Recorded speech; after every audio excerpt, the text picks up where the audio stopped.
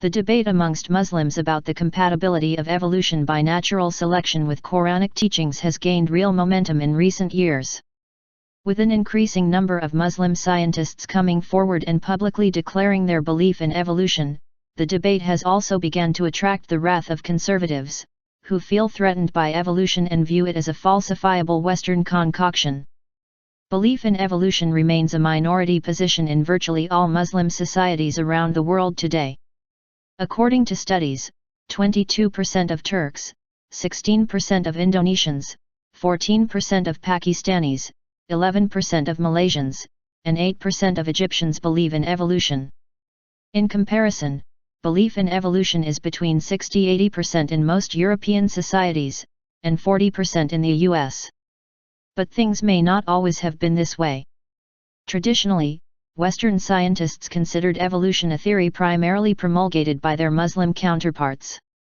A contemporary of Charles Darwin, Sir William Draper, in his book The Conflict Between Religion and Science, refers to the Mohammedan theory of the evolution of man from lower forms, p. 188. Draper's observation was based on the fact that Muslim scientists since the 9th century CE have been alluding to the idea that humans evolved from less sophisticated life forms over a long period of time. Al-Ya'is, 781–869 CE, a Muslim scholar based in present-day Iraq, states in the Book of Animals. Animals engage in a struggle for existence, for resources, to avoid being eaten and to breed. Environmental factors influence organisms to develop new characteristics to ensure survival, thus transforming into new species. Animals that survive to breed can pass on their successful characteristics to offspring. Ibn Khaldun, perhaps one of the most famous Muslim polymaths of all time, published a book called the Muqaddimah in 1377 CE. In it he states, "One should then take a look at the world of creation. It started out from the minerals and progressed, in an ingenious, gradual manner, to plants and animals. The last stage of minerals is connected with the first stage of plants, such as herbs and seedless plants. The last stage of plants, such as palms and vines, is connected with the first stage of animals, such as snails and shellfish." He adds, "The animal world then widens, its species become numerous, and, in a gradual process of creation, it finally leads to man, who is able to think and reflect. The higher stage of man is reached from the world of monkeys, in which both sagacity and perception are found." There were also many other Muslim scholars, writing between the 9th and the 14th century, that expressed ideas similar to those of Al-Ya'is and Ibn Khaldun. Persian scholar, Ibn Miskawai, 932–1030, provided perhaps the most vivid account of evolution from that period, seeking to harmonize it with the Quranic description of creation in the process. So why didn't these ideas take off and integrate into the fabric of mainstream Muslim thought and society? There are a number of reasons.